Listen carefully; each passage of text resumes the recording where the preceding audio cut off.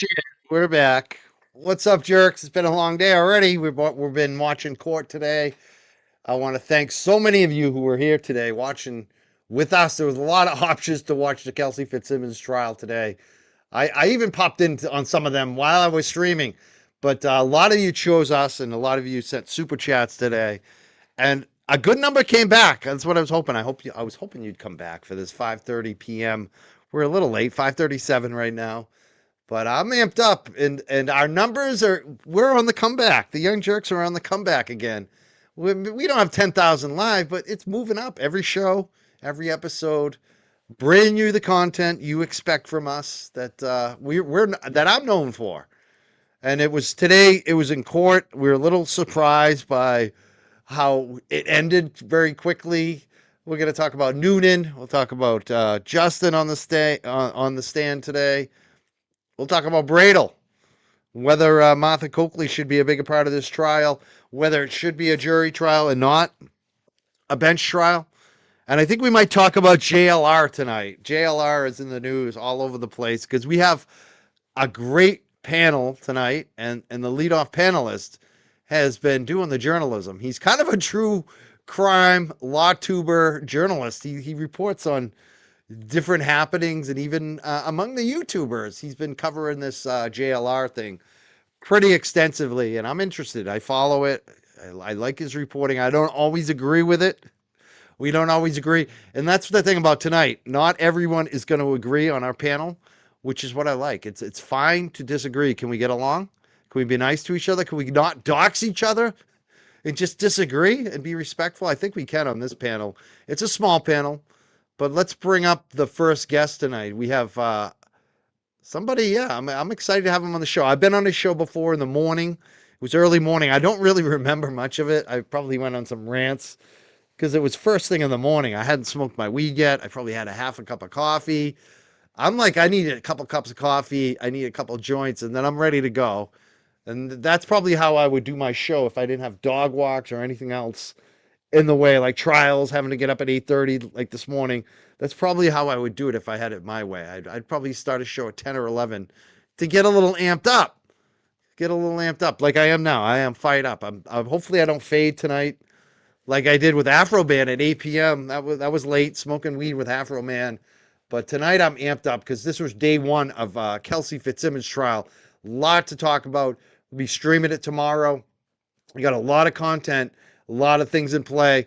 State Auditor Dinah DeZoglio is not going to be here on Wednesday night, unfortunately. We're moving it to April. She had a scheduling conflict last minute, but we will be interviewing her just in a couple weeks, not this Wednesday. But instead, we're going to have retired Mass State Police Todd McGee here at 5:30 on Wednesday night to discuss what's going on with Kelsey Fitzsimmons. So I'm looking forward to that. But let's get to this guest. Let's get to the panelists. I'm excited for this show. These are first time guests on the Young Jerks. I always get excited when they're first time guests, but they're people I've been following for a while, so I kind of know them. One does a show and the other one does a lot of spaces. So I thought it'd be interesting to bring them up for the first time tonight on the Young Jerks. You might know this guy as Nerdy Addict. You might know him as Nerdbird Mafia. Nerdbirdmafia.com is the website. He's also nerdy_addict on X, Twitter, where I follow a lot of his tweets and posts and his news and his journalism. Posts a lot of videos, covers a lot of true crime. He was covering Kelsey Fitzsimmons today. Welcome to the Young Jerks, Nerdy Addict. How you doing tonight, sir? I am well. Money Mike, right? That's what I remember from our show when you joined me over there. I'm doing well. Yeah. Yeah, as long as you can call me Mike, Money Mike, Making Money Mike. Yeah, whatever you want to call me is fine. I like Money Mike. It reminds me of Little Wayne. Money Mike. But I appreciate you having me up here. I'm excited to chat about this case. Yeah, me too. And people are excited that you're here. That love nerdy. They're already realizing we got Nerdy Addict tonight. I think I've heard of Nerdy. Yes, welcome, Mr. Nerdy Addict. I So, appreciate it. yeah, Excited about tell Kelsey. tell it before I bring up the next panelist. Tell us about yourself a little bit, your background, who you are, what you're doing on your Twitter, your YouTube, and nerdybirdmafia.com. So in real life, I've been doing cyber security and infrastructure since I was about 19. Started during Y2K. In 2020, I decided I was going to get sober, and started that path. And at about 1 year, decided that I would give back in service work. That at the time to me was helping other addicts, and I ended up helping someone that was going through a behavioral health breakdown. I started trending on TikTok, and other people started asking for help. And really, the focus of the community, we call them the Secret Cervix and Nerdbird Mafia. But the focus has always been missing kids, missing adults, but more missing kids. Obviously, these cases that go viral, like Nancy Guthrie, it's hard to ignore them. So a little bit of this, a little bit of that, but my background in real life is cyber. So So you're a tech guy. You're a big techie nerd. No wonder why you call yourself nerdy. yeah, And you people got have oh, people go get the ahead. username all confused. Like I chose the name because I am nerdy, but I'm also an addict, right? Right. They sometimes perceive that as that I'm addicted to nerdy stuff, and I am. So it works. It works on multiple levels. It's like a double entendre. It's perfect. It's a mystery too. I love how you have the anonymous mask on too, because that's another tip that you're a techie guy. Do you know like Barrett Brown? We've had him on the show recently. He's kind of anonymous affiliated, or are you not into anonymous? You're just wearing the Guy Fawkes mask. Yeah, well, I sort of consider myself in between, right? There's white hats, there's black hats, and gray hats, and being in between both of those is where I sort of see myself. I was stoked when I saw Afro Man on his show. I was following that case, and like, yay for like First Amendment rights and free speech, and then seeing him on your show, I was stoked that you had him on your show. So Did you enjoy it? Do you think it was good? Because some people, like the night of, everyone loved it, and then like 3 days later, I'm getting people who say I was the worst interview ever, and I'm like, was it that bad? Really? fuck the haters. Yeah, I think they're just mad for some reason. I know why. But let's get to the next guest and enough about me. Let's talk about Kelsey Fitzsimmons. And again, I want to talk about JLR tonight as well, because you've been covering that quite extensively. And there's a lot there.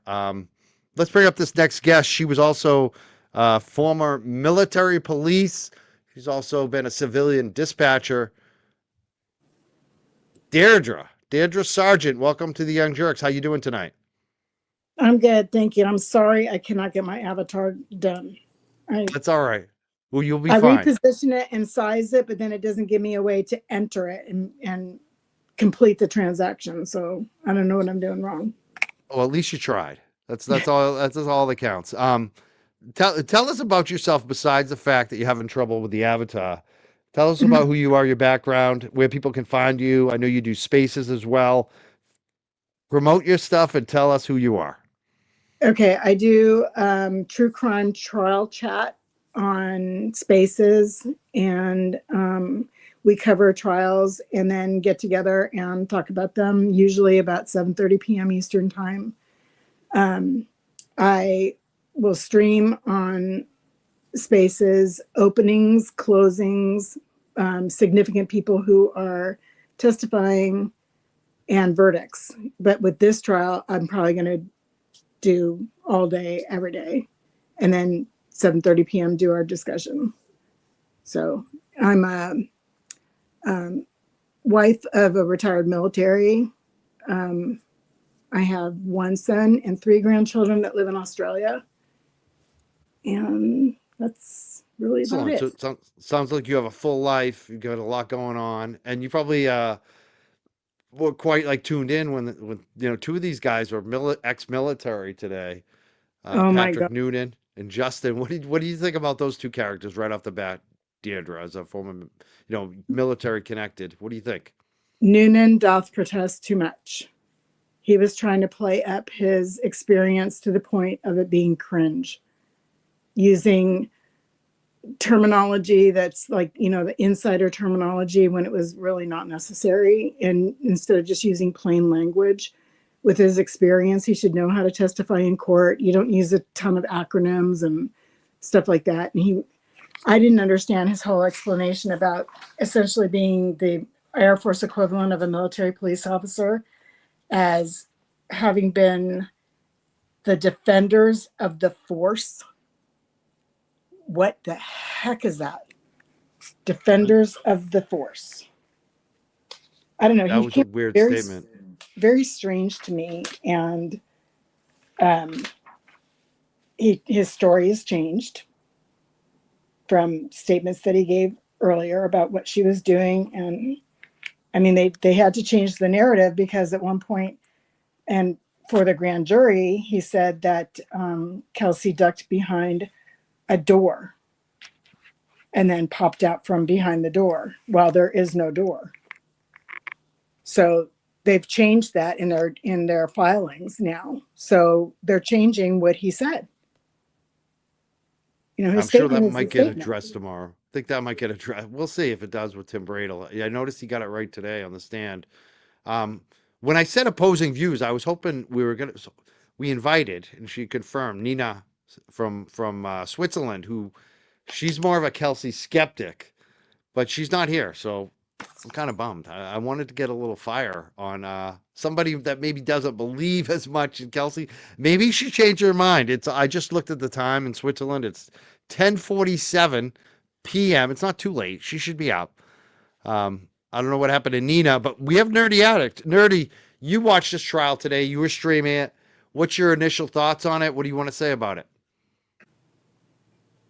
I have many thoughts on day one. I think I've been a little skeptical. I think that there's blame on both sides. I think that there's three sides to every story. Um, I one of the takeaways today, I don't quite understand it. Maybe Deidre could explain. They testified that Kelsey's car was unusually parked far away. I don't know if that means out of the driveway. I don't know if that means that she was like parked at a parking lot down the road. What does that mean? Was she expecting this restraining order to be served and she parked her car far away so that police didn't think she was home? Or what was your perception of that? I don't know. I don't know. That was weird. I have no idea. I like that's the first time I heard that today too. I don't. You didn't pick anything up on that either, did you, Deidre? I was going to tell you when Nerdy speaks, I can't hear him. Oh, you can't hear him. No. Weird. Well, we're gonna bring up Nina as well. Nina is here now. Let's see if you can hear Nina. It may be an issue on your end, or it may be an issue on Nerdy. We'll find out in a second. Nina, how you doing today? Hi, Mike. Can you hear me? I can hear you. Can everyone hear Oh, Nina? I can hear perfect. Nina. You can hear Nina. Hello, Okay. everyone. Hi. How are you? Nina, can you hear me? I can hear everyone perfectly. Okay. I'm good, Nina. How are you? Very good. Thank you. So we were just talking about the court today. What Yes. you're more of a skeptic of Kelsey, Nina. Before we ask you your opinion in court, tell us who you are. Tell us a little bit about yourself for the audience, and then tell us what you think about what happened in court today. I'm not, first of all, I'm not skeptic. I'm just seeing both sides of the story. That's what I like to do. I live in Switzerland, so I'm not from America. I watch trials from here, I think now since almost 5 years. I started with the Johnny Depp trial because I only read some things in the news. I was a fan of him. I liked his movies. And then there was the big headline that he was a woman beater and an abuser. And I was shocked. I was really disappointed. I was shocked. It was the Weinstein trials happened before, or things happened before. It was the whole Me Too movement. And then I actually watched a trial, and that's what I love in your justice system or your court system, that it's streamed, that you can live watch it, and you can really see what's going on at the courts, and you can live watch what's actually said and what's coming into evidence and the testimony. So I'm really getting interested in the law and how the justice system works, the rights of defendants, et cetera, through process rights. And yeah, and so I watch trials, and I'm interested in it. And I'm from Switzerland. I'm a mother of an 11-year-old son. I'm married. I My background is more from a marketing PR perspective. I worked many years for airlines and made brand management, marketing, public relations, product development there. And now I am working at school and helping children with their homework, like doing like children from other countries, integration work. Yes, that's kind of it. Another one with a full life. You have a full life.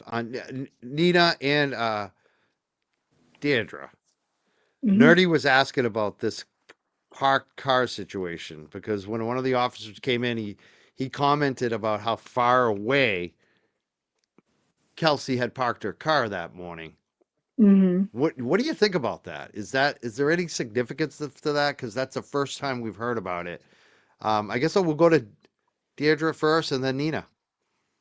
I don't know until she testifies what, if any, significance they have. She may have had a delivery of or workman come in. I have no idea. So I'm not making anything of that at this point. It is weird. It's like the first time we've ever heard about it, you know? Maybe she had a reason, I we'll know when she testifies, I guess. I had some other comments about Bradle's opening, and I just want to say, as far as this trial goes, that I like to watch a trial and how it plays out. I may have an opinion or gather opinions along the way, or notice that this person didn't testify according to other statements or whatever, but I have to go with what comes into court. And if the prosecution is able to prove their case, fine. If they're not guilty. And I think that's the beauty of why Bradle chose, or Kelsey actually chose, a bench trial over a jury trial, because it is a very, very narrow, razor thin case right now. He said, she said. And it's really going to come down to Noonan's credibility and Kelsey's credibility. That's why I think tomorrow morning may be so important because Noonan's on the stand. This is like everyone I think was all geared up for Justin, and it kind of ended very quickly with Justin today. And then Noonan came on. It was like that's why, because Noonan is the one. Like he's the most important witness by far. Justin doesn't really make a difference what he did. That's gonna come into play more probably on the parental side of it, when she goes to family court. But right now, it's like it's all about Noonan. Yeah, I mean, Nerdy, do you want to follow up on any of that, or will we go to Nina and ask her what she thinks about the car? No, I'm just curious. I caught it during the Yeah, I trial. can't hear Curious about it. So I don't have any follow up on the car. I was just curious how or why it was relevant and why he decided Yeah, to say. I was kind of surprised by that. It seemed weird. It's kind of like that is weird. Like why was the car parked so far away? What do you think, Mike, Nina? Is anything you wait, know on it? before Nina speaks, I'm just going to tell you, I'm going to go out and come back in because I can't hear Nerdy. Okay, Okay, bye. thank you. Yeah, about the car situation, I don't know. It's also the first time I heard about it. I don't want to speculate on it. Justin said that it's the first time, or she never parked the car so far away. She always parked it in the driveway. So I really don't want to speculate on this. We just don't know what was the reason. I have other major issues from this day. I don't know if I should say it now or if you. I have major issues with how they executed that TRO. So yeah, that's Restraining order. The interesting. police.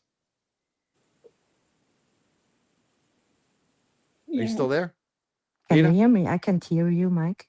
You can't hear me, Nina. You can't hear me now. She might have to go out and come back in. Yeah, I don't know Can you what's hear going me on. now? Now, yes. I think I can hear Nerdy. Okay. Yeah, Nerdy and I are But the only ones that seem I to be can't hear coming through. Mike now. You can hear me now? Go out and come back in, Nina, because I was having trouble before too, but go out and come back in. So yeah, I mean we should just talk more about what we heard today. Like let's just start with Justin, because that to me, like I don't think he came off great, but a lot of people I saw in the chat were very let down. They're like they thought Bradle should have gone after him more. Absolutely. What do you think? Yeah, you think he should have? Well, yeah, because Justin's testimony changed quite a bit. And it was provably wrong because he was talking about the text messages, and he was saying that he told Kelsey that he didn't want to be in her presence because he was in fear of harm. And I think he did that because when he was talking to the lieutenant that earlier that day with his sister, they were talking about grounds for getting a restraining order. And at the time, they mentioned nothing about being in fear of anything. The only thing that they were concerned about was, couldn't they get an order because they're going to take the baby to New Hampshire? So it wasn't until after they got off the phone with the lieutenant, and we're talking just within hours of her being shot, that all this is happening.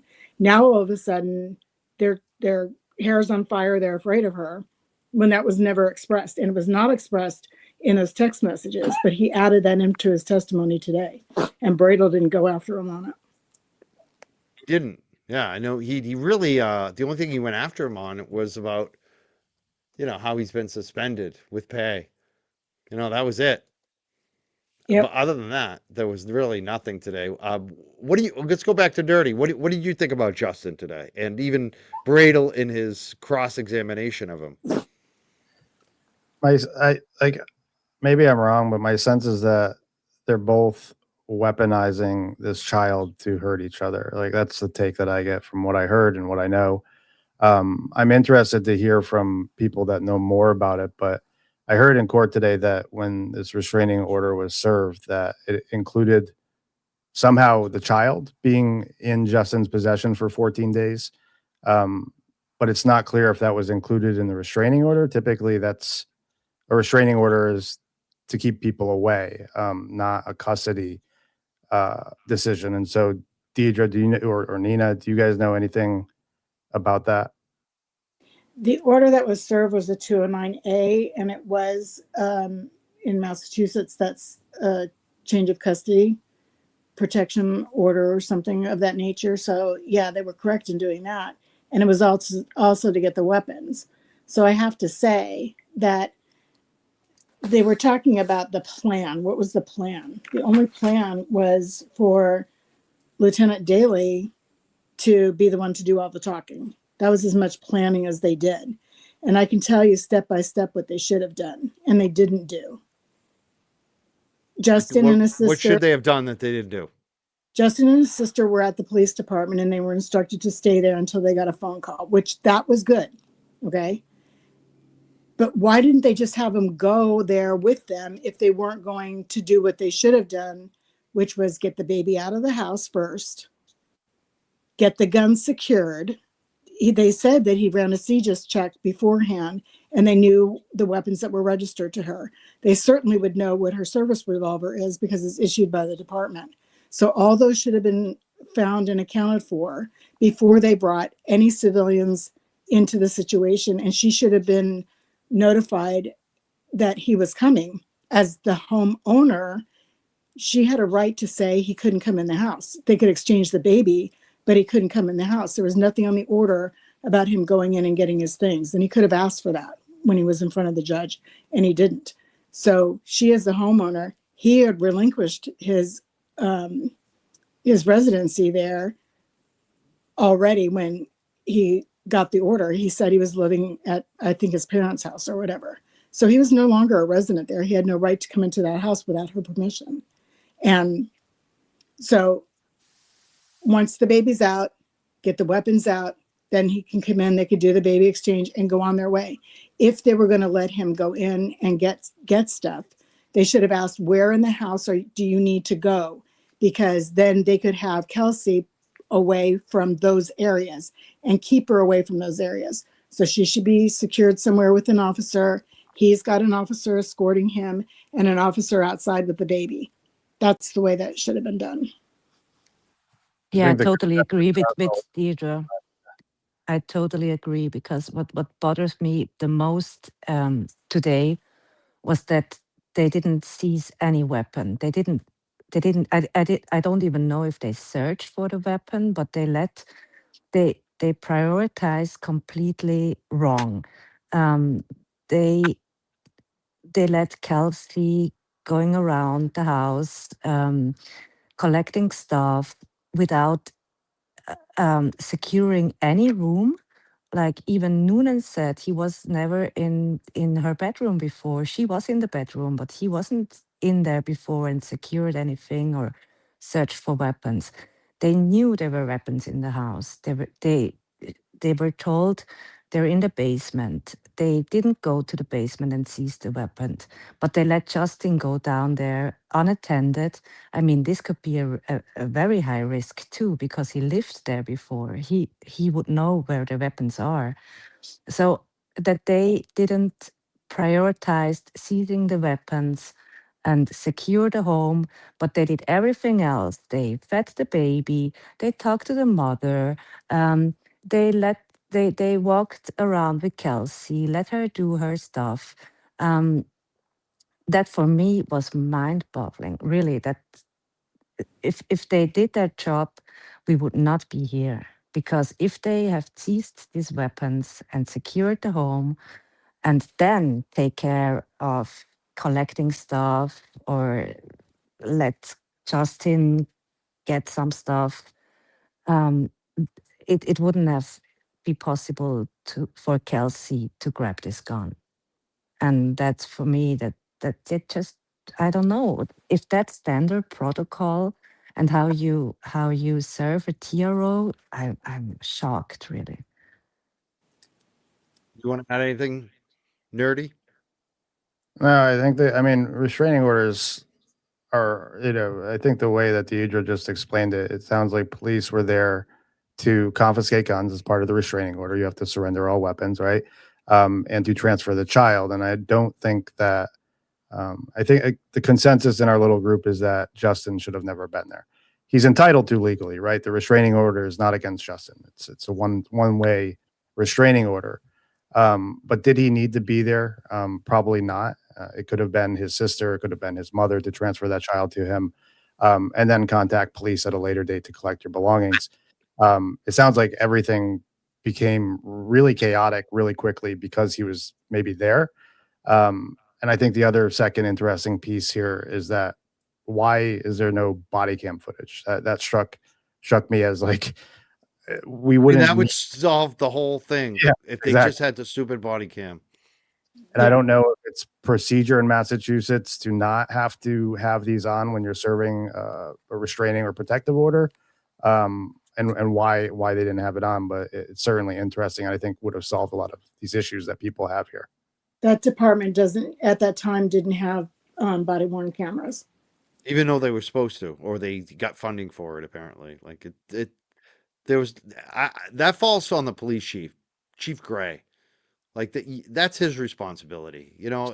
There's a lot of pushback from some of the unions about wearing body cams, and sometimes the chiefs have to negotiate with the unions and give them a little more money and shit. But like, there's no excuse for that. Chief You Gray's on need the body witness. cam. Yeah, I'm protect sorry. your officers. Like if this guy Noonan didn't do anything wrong, that would have totally protected him. Yep. Yes, and how can and they charged her with um, attempted murder, right? Right. And how can you do that without body cams, with only talking to Noonan, not ever interview Kelsey? Not, I mean, it's cop against cop, so you should want to know both sides or hear both sides. And how can you charge her with attempted murder when you only have one side? You don't have body cams. Yeah, that's scary actually. That they never interviewed her and they never wanted even wanted to hear her side of the story because she was a cop too. I Not attempted murder. I think it's assault with a dangerous weapon. Yeah, right. at the end, the grand jury didn't indict her, but they charged her with They attempted Right. murder. originally did. They originally charged her Yeah. with attempted murder. The grand jury didn't go for it. Now it's just the assault. Yeah, we have a retired, well, I'd say retired, a former state trooper, LG in the chat. She said, "A jury with postpartum depression with women would have been better, in my opinion." I mean, maybe you put somebody on the jury that had postpartum depression. I think it might help Kelsey versus this judge who's a dude who has no clue probably. Um, Nina, it sounded like you Yes, were being more sympathetic to Kelsey right now. Some of the things you were saying, I like think it was. have Yeah, you I not made mean, up your mind? Like you seem like you're more in the middle. You're not sure yet. Like how do you really no, feel after day one? I what I'm talking about now is what I saw at trial, what came into evidence, what was the testimony, and not all the side things with the family issues, with her text messages. I still think that there was an issue with Kelsey. I mean, but that's obviously not coming in right now into this trial. So I'm watching the trial and I look at the evidence and the testimony that comes in and not what's all around and what we all the other stuff that's going on. I mean, the Jack and Jill party incident didn't come in. So I don't want to speculate on that. We heard things, we read things, there's different testimony or different statements. I mean, what came in today, what was interesting for me was that her own bridesmaids and her whole friends were concerned. So something was going on there, but they didn't really get in. They couldn't go into what really happened there. So there was obviously some concern, but today it wasn't about that. It was really focused on what happened between um, Noonan and Kelsey, and what happened during that TRO execution. So I'm not against Kelsey, not at all. I'm really empathetic for her, and I really think what happened to her after the incident was horrible, and she should be able to see her baby, etc., etc. So I was really focused today. I didn't watch it with any commentary. I didn't watch chats. I only watched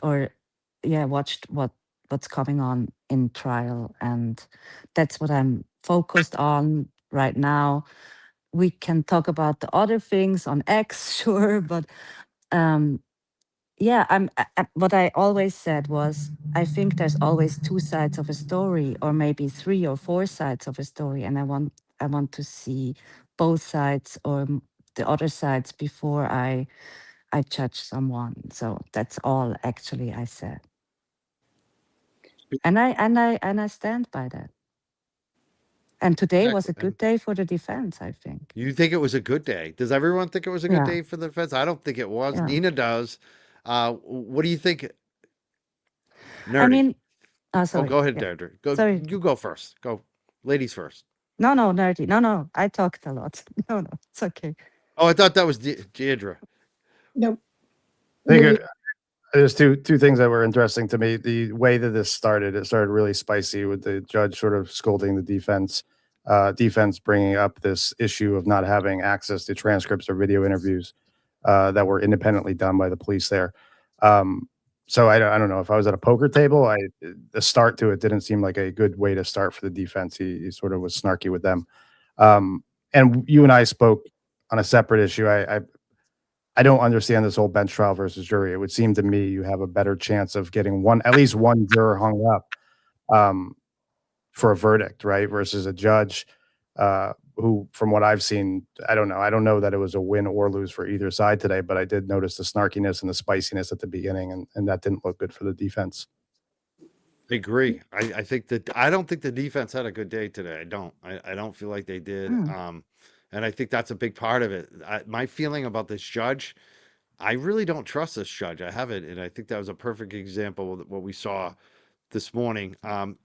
Go to Deidre. What do you think? um, well, keep in mind it's Kelsey's choice. Kelsey has a criminal justice degree and she was halfway through law school. So she's not like the average person making this decision whether to go bench or jury. Um, I have to say I agree with this being a bench trial. there's a lot of consensus out there that when you pull a gun, you kind of deserve to be shot. And that's hard to get around a jury with. It's easier to get around that with a judge. And especially in this case, and I can see by Noonan's testimony, a couple things. Can I go into this? Definitely. It's your turn. Go ahead. Okay, so no permission. Don't ask for permission. Just go. He was saying that she was kneeling, then she lunged, and in a statement, he said that she looked him in the face, and then she pointed the gun, and then she stood up or something. I can't remember the order, but it was really strange. Or she didn't point.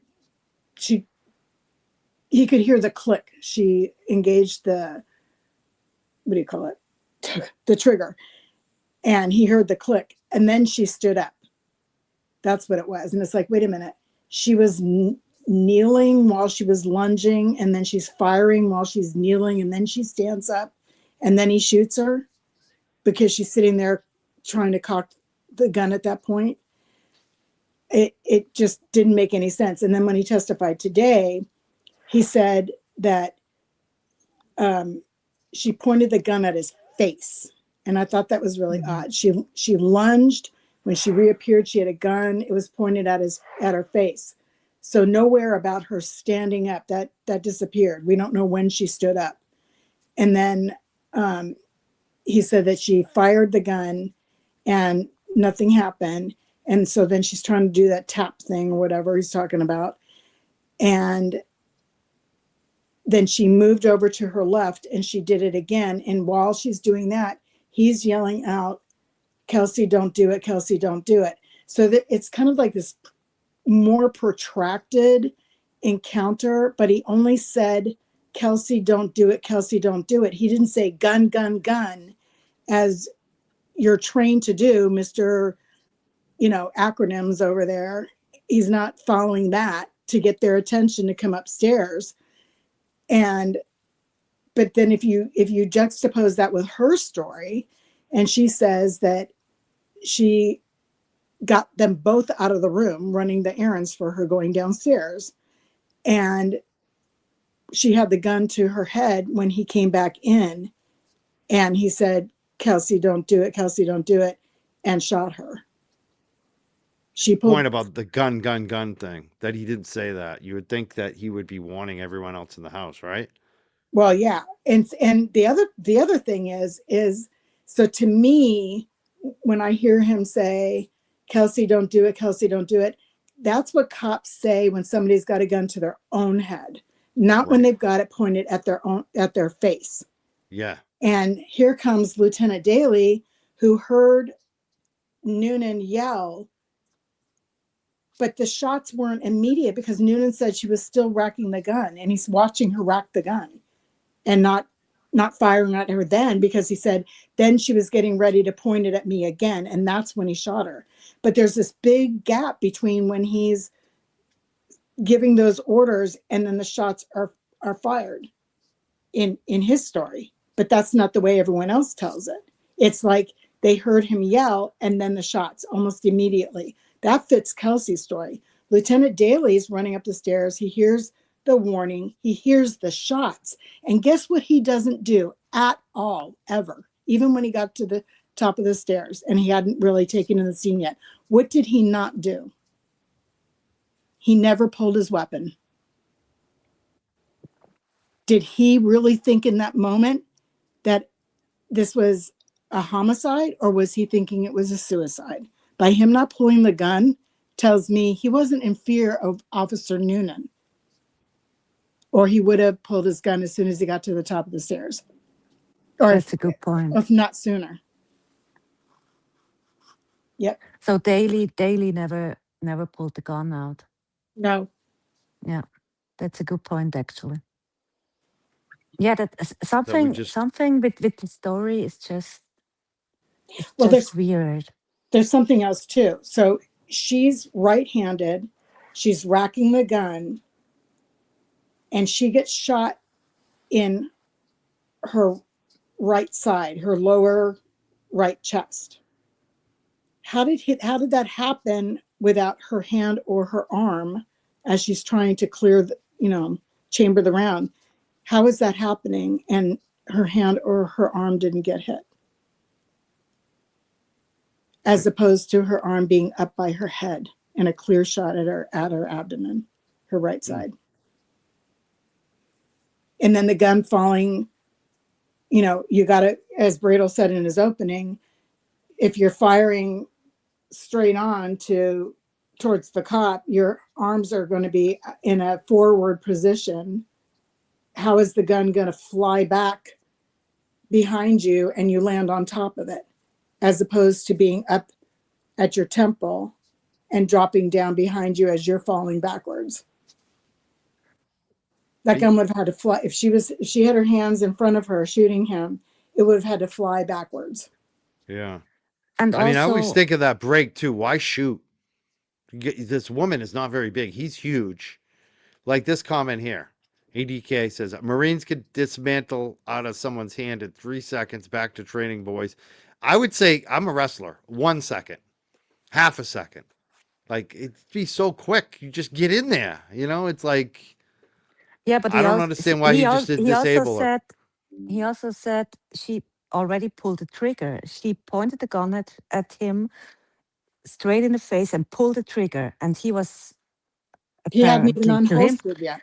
he was so in shock. But then he let her tap wrap the gun twice and move around behind the bed and try again to shoot him. So that something doesn't make sense here I for don't. I me would have been in too. the air. I mean, that would have been like, So I don't. I he don't. was That's the part I don't get. so he was either really, really, really, really slow on the trigger for somebody who's supposed to be a SWAT officer, or he just wasn't there. And he came in the room and in a moment of panic, pulled his gun and shot her. Which sounds more viable? But why would he be in panic then? I don't know. I mean, if you think about this whole scenario, these people don't seem very well trained. Yeah, and they didn't even he didn't even secure the room or check I the room know. before That's the thing that he let kills her me. in. I mean, he was just standing around, and she passed him suitcases or whatever, books, and asked him to bring that down, and he said, "No, I can't do that." But he never checked any room and secured any guns. That's really like, I don't know. That's crazy somehow. But remember, the reason for that order is because she was considered dangerous. She was deemed dangerous, Right. and they're not going to Right. secure the weapons. But Right. That's what but I'm saying. I can't come over this. Why didn't they, in first priority, secured these guns? Did they know there were guns in the house? She told them there were guns in the house. Justin told them she will probably shoot the baby next to them. So, but they were feeding the baby. They were accompany her with doing stuff and collecting books and but I think the guns are still there. I don't know that they never seized these guns. I can't come over this. see, all that to me, the books thing, like even the officer said, it's the baby's 4 months old. You don't need all these books. So you take that, and then you take her saying that the guns were in a safe in the basement, and they're calling her a liar. Okay, if you take these things together, it fits with the story that Bradel was saying. She was trying to get them out of Yes, there so she could commit suicide. yes. And Noonan didn't see the guns, the rifle safe in the baby's room. I mean, he said he checked. He was in the baby's room, and she was collecting clothes and stuff from the baby's room, and the rifle safe was in the baby's room, right? So he didn't Yes. see that, and he didn't check it. Well, Give me a in break. their defense on that one, I don't know how visible it would be because he said that was behind the clothes in the closet. So I don't know. The pictures weren't all that great. Yeah, but my point is, before they let her do all this stuff, they should have Right. secured everything, right? Yeah, they should have looked. Yeah. Yeah. Yeah. The other point you just made, Deidre, was about her state of mind and the whole suicide angle. Because I think the first officer, too, some of his testimony led me to feel like that she might have been in that state. She might have been in that, like the whole thing, whether you're talking about handing him the baby toys and the clothes or whatever she was handing him to, because she wanted him to go away. You could see that she wanted Officer Noonan to leave her. Mm-hmm. And that would indicate what you just said. And even some of the other, I can't even remember what specifically he said in his testimony, but it felt like to me, like after today, I feel more confident that the suicide angle is very likely. What do you all think? Did you pick that up? Let's go to Nerdy first, and then we'll go back to uh, Deirdre, and then we'll go to Nina. I got sidetracked. Go to Deidre. I was looking something up. Well, I'll say what I'm looking up is that in Florida, when a restraining order is served, uh, there you get the little check mark, right? When the sheriff comes to the door, do you have any weapons? And you check in a box and you say you don't have weapons. Is the law different in Massachusetts when but they knew that she had weapons, so obviously they're searching her home for these weapons? Because in typical restraining orders, that's not the way it works. Because Cops, she's a cop too. Like yeah. so if you're on this restraining order, I believe that they take them away because you're a cop. I think that's part of the deal on this one. I'm not 100% sure, but I believe it is. I think that's part of the angle on this is that they don't want cops to have guns if there's a restraining order like this against them. They said today in the trial that they noticed the empty case on the couch for the gun too, which I Mm-hmm. think bolsters what Deidre and Nina are both saying, is that they, as soon as they saw that, right, extra vigilance and making sure that they're dotting their I's, and it doesn't sound like that's what's happened. But it's also hard to say with hindsight is 2020, right? You have someone who may be suicidal. Well, they're not shooting themselves in the torso. They're not shooting themselves in the leg. They're shooting themselves in the head. And as you're pulling up your gun to do that, while this is unfolding very quickly, it could look like she's pointing the gun at the officer while she's bringing that gun up. I wasn't there. I don't know. And it goes back to my earlier statement of I wish these police officers had body cam. We wouldn't be here discussing this if they did. Here's the rule. That's right. I do remember this one. Anyone issued an RO automatically gets their guns confiscated in Massachusetts. We have some of the strictest gun laws in Mass. You do anything wrong, they take your guns away, basically. Deirdre, what do you think about the suicide angle? I mean, did you feel that today too? Did you feel like that it's more likely after what we heard today? Yeah, and she has a history of suicidal ideation. And it's been testified to even by Justin in some of his pleadings in the family court that she was punching herself in the stomach when she was pregnant. So I think I heard today that Bradel is calling Justin in his case in chief. So maybe he'll get more into that, I hope, because as I said before, he didn't really go after him very much. And as far as the weapons going and the 209A order, it says to surrender the weapons. So though it sounds like they're asking you, it's a court order and they're there to enforce a court order. So if it says surrender the weapons, if you don't comply, they're going to do it anyway, or they're supposed to do it anyway. They're enforcing that court order. So bottom line, I'll say it again, that should have been done first. Officer safety, do you not care to go home alive, like for your own good? But you're there to protect and serve, protect yourself, protect the public. And they just didn't do it. Like, go back to training. Geez. Not at all. I mean, this is obviously going forward. It should be used as like a guide of what not to do. Exactly. You know, when you're serving a restraining order with a cop full of a house full of guns, especially if they're kids in the house. Well, when you're training, when you're in the academy and stuff, and you're doing scenarios and you do a domestic, you separate the parties. Okay, the parties were separated.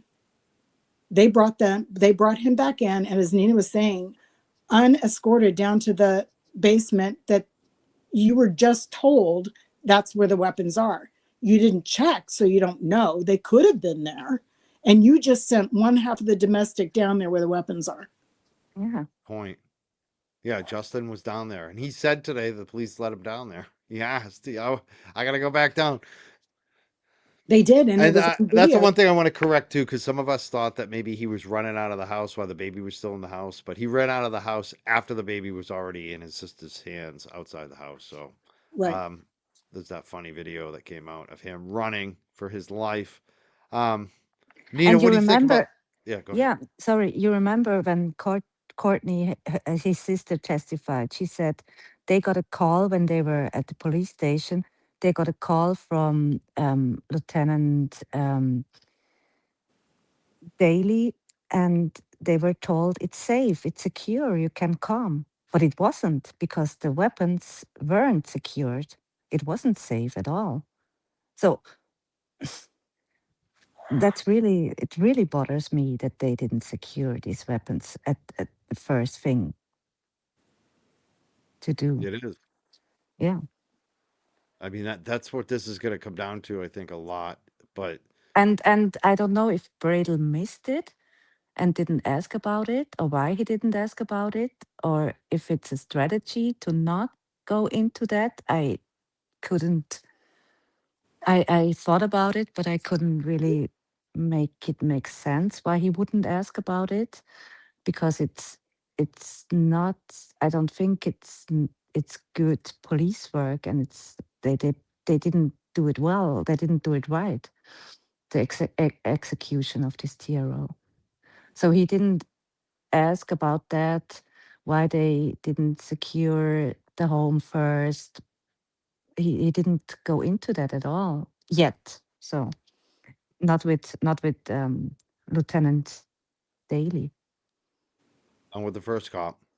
We'll Yes. see what happens with the second cop. Let me ask you all. We'll start. I'm wondering if we shouldn't go with Nina first, or we'll go the opposite direction this time. So we're not going in the same direction every time. But we're looking at the lawyer so far. Bradle's the only one that's spoken for the defense. Martha Coakley, the former attorney general, is sitting right next to Kelsey. Should she be more part of this trial? Should she be cross-examining people? And if Kelsey is on the stand, who cross-examines her? Is it Bradle or is it Martha Coakley? And who do you think would do a better job?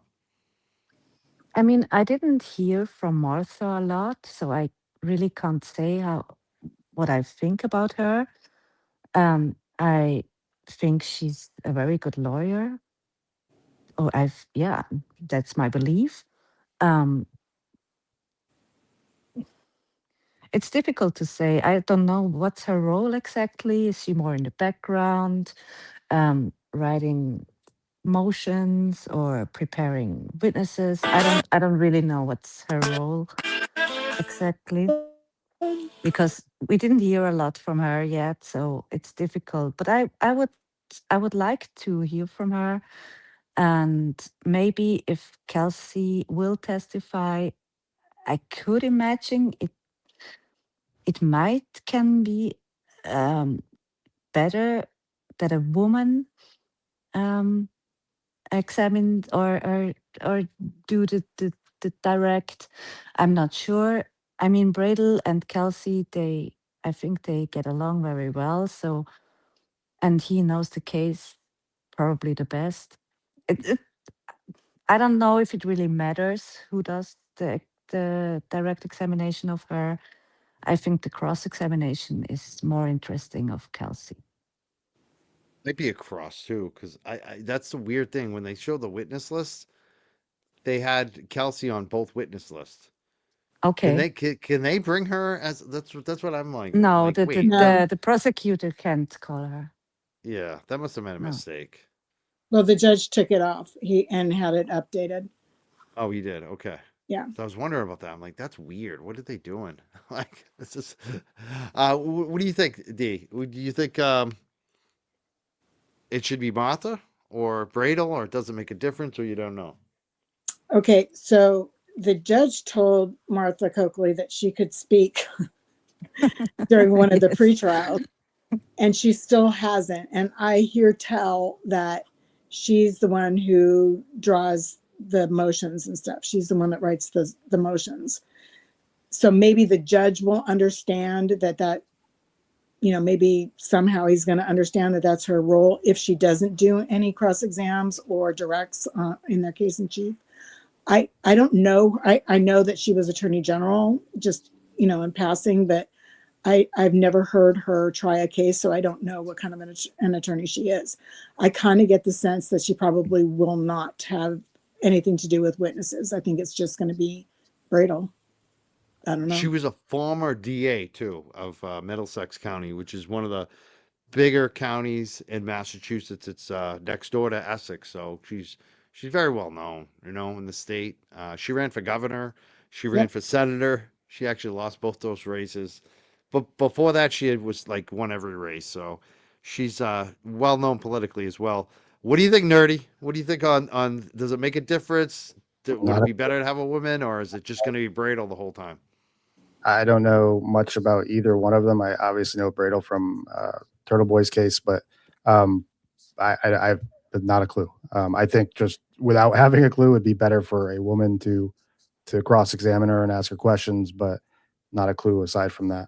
Um, but my ADHD is still hung up on this searching and securing the house piece because that's not what a restraining order is. The restraining order asks that the victim surrender the weapons. It doesn't give police a warrantless a search warrant for the house, right? It's her job to surrender, and if she doesn't, or the police don't believe that she's surrendering the weapons or informing them where they are, there's violations for that. They can come back with a search warrant. Okay. Um, so Mhm. I don't understand this whole idea of, well, they didn't do their job. They are at her disposal to do their job, right? You have weapons. We know you have weapons. Surrender them.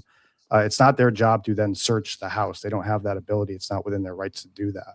Not for a Okay, restraining. that's Way it's It's a explained. good point. interesting. You make a Yeah. Yeah. very valid point that we're Yeah. all assuming that just because of how bad it turned out. It's like Monday morning quarterbacking. That's a very good point. Yeah.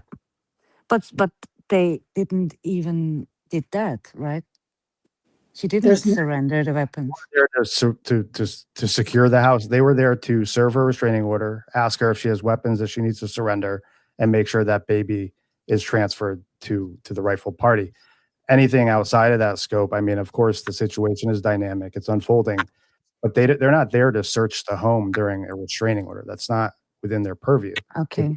They're at the victim's disposal to say, we know about these weapons that are registered to you, hand them over and surrender them. Now, if the person being served the restraining order doesn't do that, or they have reason to believe they didn't do that, she can be fined from the court. Police can go back and get a search And warrant. then search warrant. Yeah, but during Okay. that initial visit, that's not what they're there for. but Okay, there, but there's they didn't even ask that. They didn't ask her to surrender the weapons. that's true. So here's my thoughts on that. If she doesn't comply with the order, then I would think at that point, because she's considered a dangerous person, that they would have gone and secured a search warrant at that point to get the guns. But there's absolutely no testimony that anybody ever asked her to surrender the guns Right. or where they are. Can we go get them? Come with us. We'll escort you. They have a right to go home alive too, so it's officer safety. But there's no testimony that anybody even asked her. They told her the context, and it's a protective order. It's not a restraining order.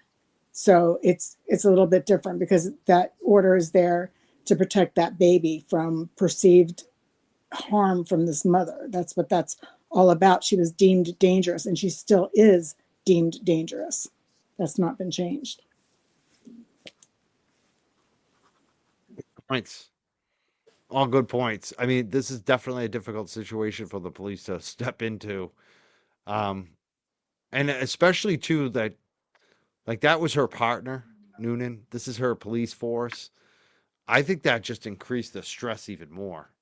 You know, That's what, it's hard enough when the cops are coming to your house, but when they're the people you work with, like that has to be But even worse. did you recognize how he said he barely know her? yes, I was just Right. going to That say was He that. weird. yeah, That He was distanced distancing himself. language. What Yep. do you that think was about very that? distant. Yeah, that Is that a was red so flag? yeah, Yes. definitely. Because she in her statement she said um they were friends, they knew each other, and he said he know of her, but she was the most of the time she was on maternity leave, so he didn't really know her. So that was a little bit sus for me actually when I heard him like distancing from her. Just his statement Deidre, you've when he says, what are your thoughts? "Do it," right? Kelsey, don't do it. Deidre just explained that you're supposed to say gun, gun, gun. Kelsey, don't do it implies to me that there's a closer relationship there and perhaps different language was used when he's doing it because there's a bond there, right? Maybe that's Mhm. not, but I think that language was telling that he used or said he used when this was unfolding. That could Great be, but point. his timing is still wrong. All the witnesses said that he yelled out whatever he, there's variations of that. He yelled that out, and then two shots were fired. But he's in his story, he yells this out. She's still fiddling with the gun, and then he says she was about to point it at me again, and then he shot her the second time. He shot the second time. So there's a gap there that nobody else has accounted for. Only he has. Yes, he said she wouldn't stop. She would continue to try to point the gun at him or tap wrap this gun. And yeah, there was So a gap, definitely. bottom line, you're talking about a he said she said situation. So anything that they can do to discredit him and to draw attention to inconsistencies in his story will hopefully with a judge affect this person's credibility, which his story already has issues, and that's why the grand jury didn't indict on the higher charge, because his story wasn't true about going behind a door. And from what I understand, that's exactly why the grand jury didn't indict on that higher charge. So But did they he know has to about, be. He, did they know that there was actually no door, the grand jury? I'm well, not yeah. sure. So a grand jury doesn't just sit there and have evidence given to them. They investigate. So they have Yeah. a way to look at things deeper instead of just sitting there and having things presented to them. Yes, true. Went Okay. from Valhalla or Valhalla Law, I guess Valhalla Law. Says I feel like the only one sticking up for Braid. I'm the only one sticking up for Bradel, but especially in a bench trial, you don't need or even want someone setting everything on fire. It's not the right approach. So basically, Valhalla Law is saying Bradel's doing a good job. That if he sets everything on fire, the judge is going to see it. The judge is the jury. So you got to be careful and pick your spots. Is basically what Valhalla Law is saying, which is, I think that's a good point. What do you all think? Who hasn't spoken in a while? Who's next? Nerdy. Nerdy. Nerdy. I think it's a good point. I mean, the typical questioning you see is to tangle the jury up, right? You have 12 people, you want to tangle one or two of them up. This judge has been sitting on this bench for a while. You're not going to tangle the judge up, and so asking questions and trying to, cause this. It doesn't seem worth it. I think that he did it right by not pursuing too many questions. I think he got it right. Yeah, and I think the Justin thing could backfire on you too, because I think you both.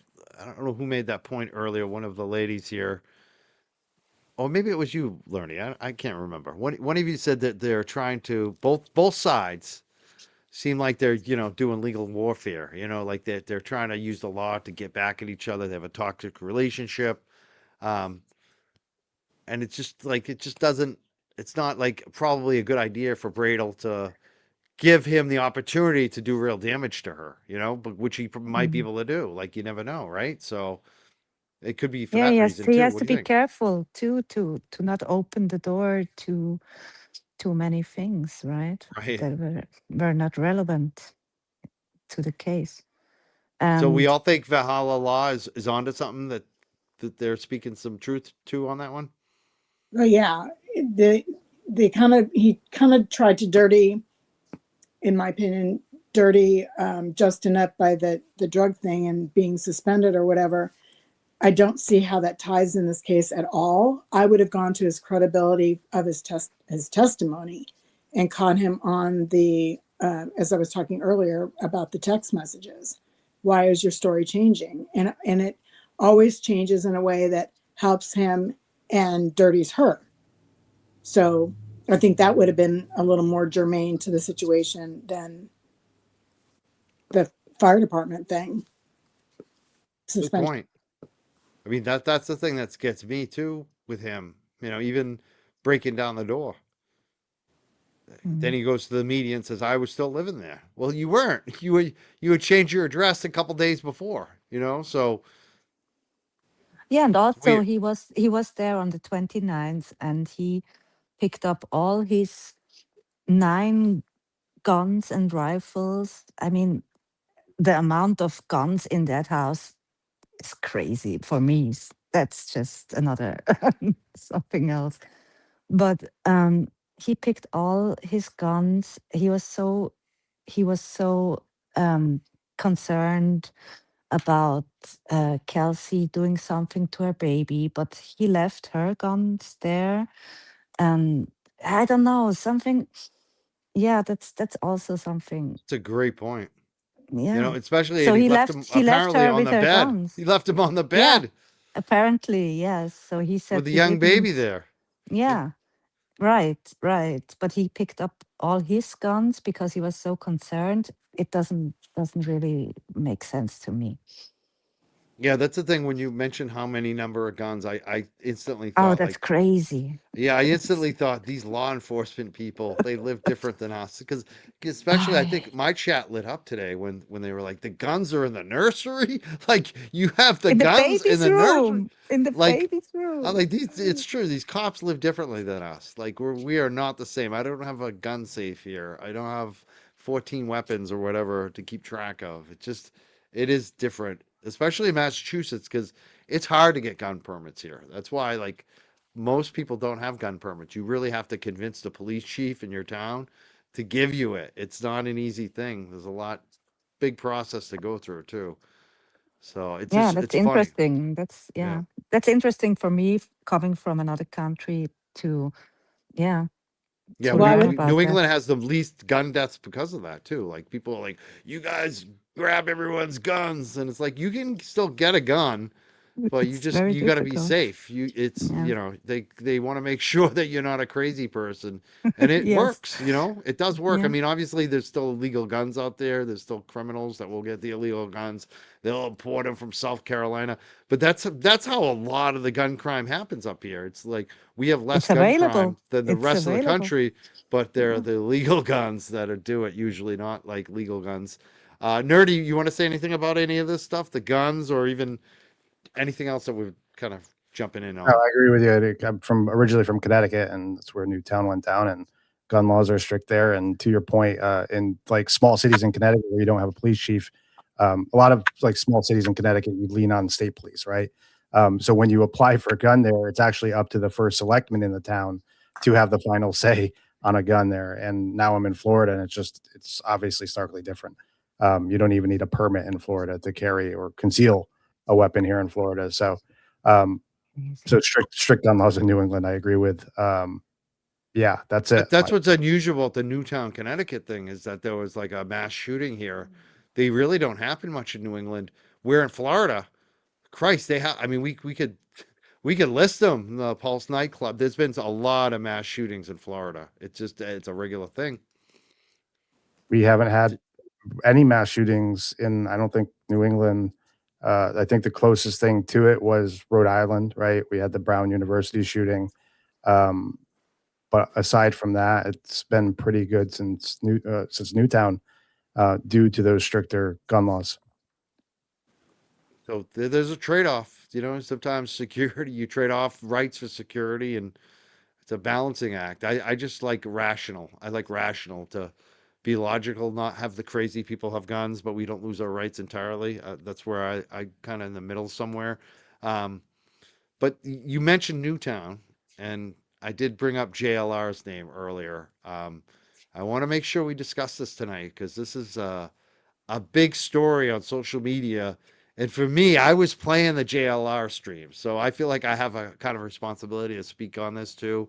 Or at least I don't even know that much about it. I don't know much about him. You do. You're the expert. You've been digging into this. You have a lot of experience with him. So I want to ask you, what the hell is going on with JLR and why should people care?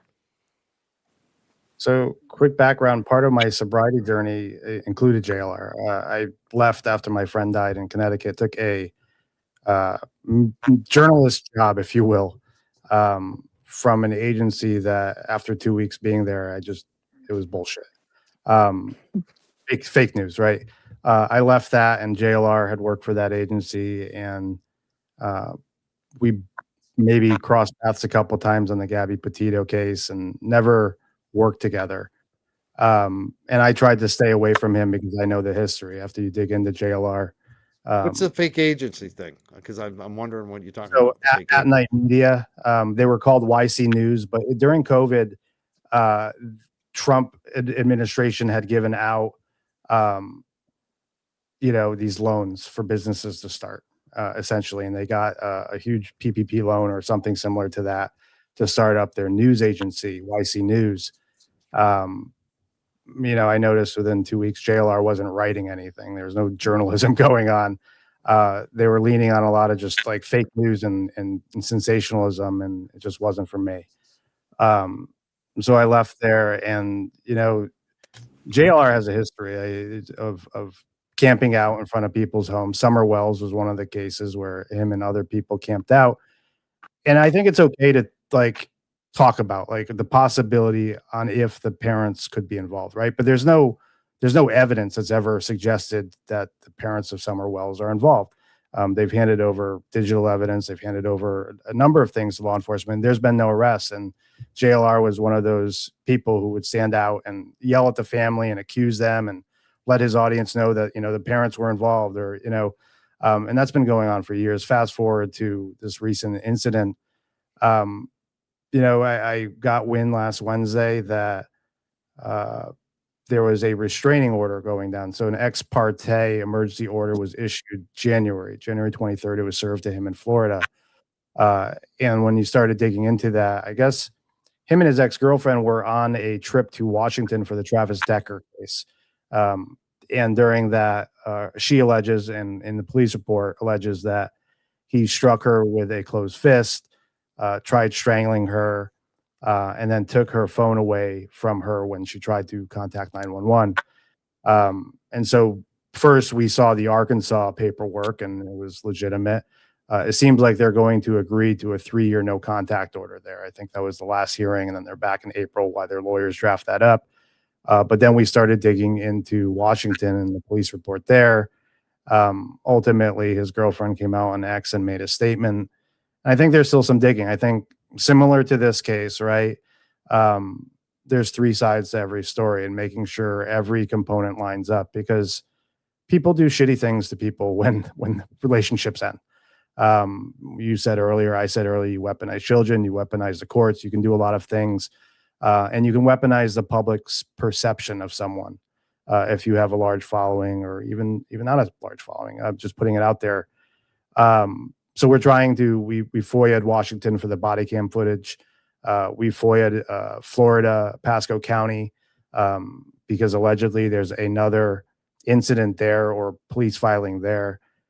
Continue digging into it and trying to figure out what happened here. So JLR Investigates is the channel. He's got several 100,000, probably like 500,000 followers. He was like the biggest YouTube streamer for this Sandra Guthrie investigation, the missing person. And a lot of us streamed his content. Like that's what I liked about him is he didn't get mad if you streamed him standing outside. I thought that was cool. I didn't like when he was yelling at Karen Reed, obviously. I've heard some stuff he did at the Sandy Hook, which seemed pretty crazy.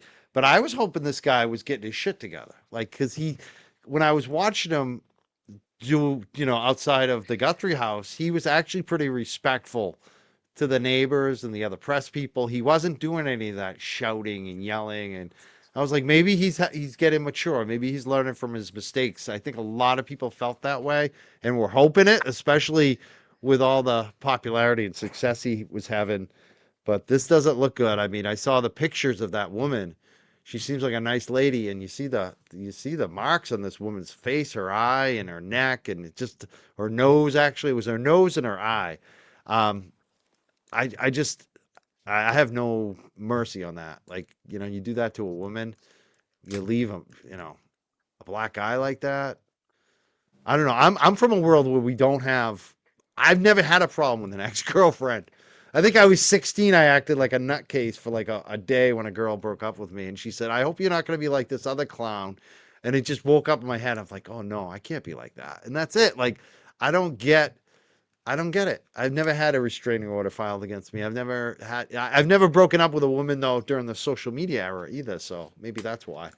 But it's weird to me. What do you think, Nina? And then we'll go to Deidre on it about JLR. And you may not know anything about this. You may not want to speak on it. But if you do, now's your time. Can I say one more thing before they go? Yes, go ahead. Okay, just because context matters. You said he seemed respectful in front of the Nancy Guthrie house, and that there's loud chaos and there's quiet chaos, and a couple people have come out because of these streams. Right, there was a raid that happened, the SWAT raid, and JLR would post. They couldn't see beyond the police perimeter, and so they looked at the farthest house they could see, pulled the occupants of that house, which had nothing to do with the crime whatsoever, and started blasting photos of the occupants inside that home. In addition, the subtle hints that, well, could this be Annie and Tommaso? That's fine to think that, right? But then they included a band member who went out and gave his account to the New York Times. His life has been upended. He had to leave his home with his kid because people have subtly, like, you don't have to be loud to subtly destroy someone's life. But I want to read this before you guys comment. This is from the New York Post article.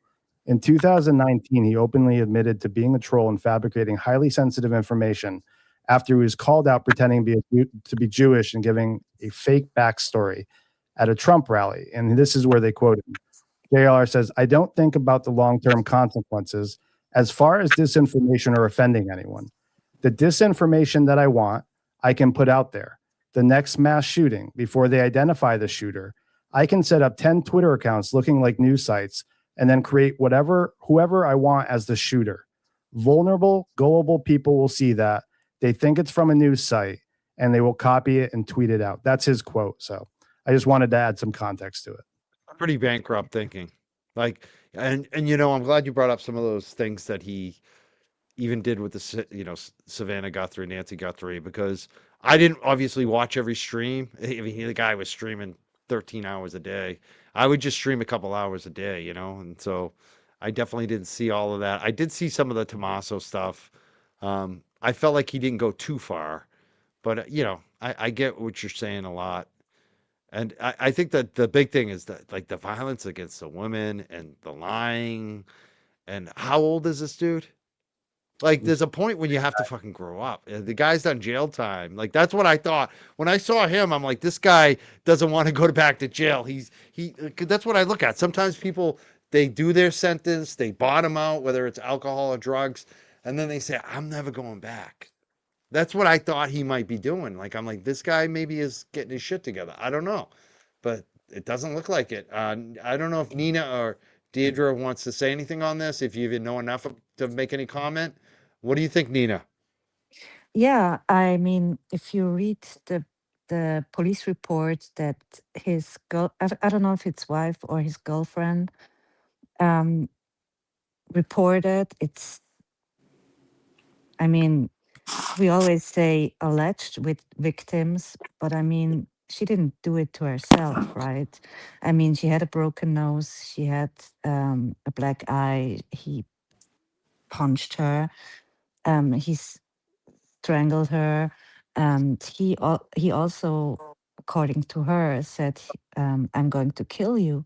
So it's quite serious. It's not something.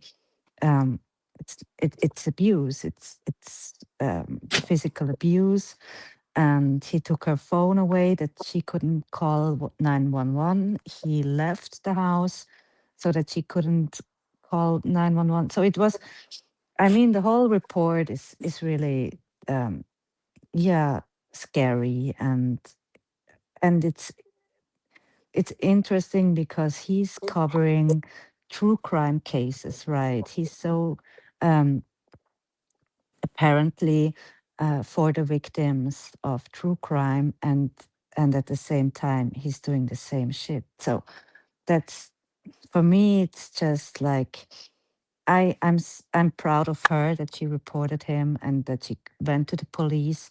I don't know, because there were several incidents before that, when he was violent against her. So she was, I think it was very, yeah, very brave of her to come forward and call the police and let the police take all these photos. And now I think that they couldn't arrest him because he wasn't in the same state where she filed the report, something like that. But the officer who wrote the report um, uh, said that he has like probable cause to arrest him. I don't know what's going on there. I think it's a crime that he committed.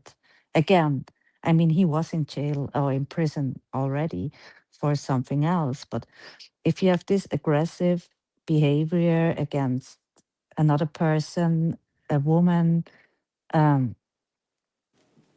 yeah, you're a perpetrator. Sorry. What do you think, Deidre? Well, I didn't know who JLR was until the Nancy Guthrie thing. And I watched his stream, and we were doing spaces.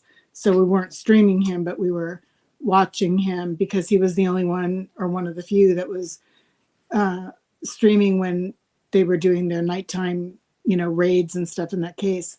So I didn't really know anything about him, but then I found out that he was the one that was responsible for the Barry Morphew case in Colorado not being streamed or televised because of antics that he pulled there. And as far as this case goes with his, this domestic situation, the assault or whatever, extradition is a decision that they make if the charges are serious enough, if the crime is serious enough to go to the expense of an extradition proceeding. So not every crime is extraditable. It depends on what the jurisdiction wants to do. So I just wanted to talk about that a little bit. But I want to go back to Kelsey's case when we're done talking about. Yeah, we will definitely go back. I just want to wrap this part up first. We'll go back to Kelsey in a minute. Nerdy, I want to ask you about this woman though, the victim, because I saw some things posted about her too that seemed like she might have had some skeletons in her background that might, you know, ding her credibility. Let's say, is that true? Like, does she have issues? Do you believe in what she's saying? And the pictures, I can't imagine someone faking that, but you never know in this day and age. What do you think on that? There's an article. I mean, the New York Post article includes it. Her background. She has a blemish on her history where um, she said she was on assignment for Project Veritas and ended up lying about being pregnant from a well-known figure. So, she has blemishes on her record, but that doesn't change anything for me in the real time, right? It doesn't change that she's a victim. It doesn't change that in the police report they describe the injuries in the police report. There should be body cam footage that accompanies that, and we see the picture of her eye. And so, doing something 5, 6, 7 years ago, not so great. Like we're all human. shouldn't make people not believe a claim about being a victim in domestic violence. It's just, what she lied about isn't even related to domestic violence. It sounds like, from her account into the New York Post, that it was an assignment given to her. She decided to do that assignment, probably regrets it now. But it doesn't change anything from these current circumstances, for me, at least, in my opinion. Excellent. Good to hear. Are you getting any real pushback from this? Because I know he has a lot of fans. It's almost like a cult personality. Some of these YouTubers. Are you getting pushback, or are you getting support on it? Because you've been really on this. You've been breaking the news about JLR investigates. What's been the feedback on it? It's been mixed. I think I've gotten better at social media, right? I have a large TikTok following, decent size on X, and oftentimes I just breeze by the comments. There's, most of the comments are from these accounts I mean, the accounts created in March, they got 2 followers and they got a lot to say. So I just breeze by that. I will say that we're trying to make sure that we address this from a factual basis, right? I sent out a query, to, let's see, Pasco County, Florida, to make sure that we have the facts right there. In addition, Washington responded today. They said, "Good morning. We cannot confirm there's an active warrant for Mr. Riches. We have no information at Superior Court Clerk's office about Mr. Riches, but he could have an active warrant that has not been submitted as a court case. We do not track warrants. You might check with law enforcement office or possibly the prosecutor's office." I think in this case, we're going to err on the side of the victim, right? We're going to believe the victim. We're going to continue pulling data points on this all around, to make sure everything lines up. It's literally what we're talking about. People, like I said, can oftentimes weaponize things, especially in relationships and domestic situations. And so right now, everything that this woman has put out there seems to be believable. Until data contradicts that, we're going to continue supporting the victim. So Some pushback doesn't. and tell people, because I know you've got a website, nerdybirdmafia.com. Close. So you've got a Twitter. What, I got it wrong? No, I did get it wrong. Nerdbirdmafia.com. Nerdbirdmafia. You got it, Mike. I got it. It took me like 5 times, but I got it. I got to slow down. But anyway, tell us like all the places people can follow you, because I know you're big on social media. You said TikTok. You're on Twitter. Tell people how they can, and you got a YouTube too. So promote all your stuff. Make sure we got a pin in the chat, at least your Twitter too right now.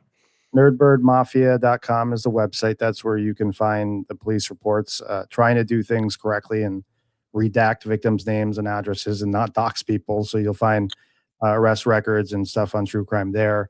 You can find me on X at nerdy_addict.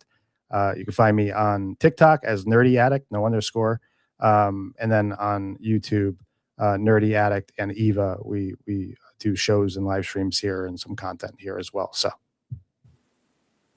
I follow, I watch too. Nerdy Addict, is that why you're hiding your face today? Do you show your face at all? I've never seen your face. I'm wondering. Both ugly.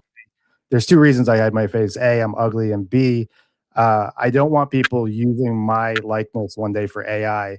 All of a sudden, I'm charged with a crime. They're saying, look at what Nerdy did.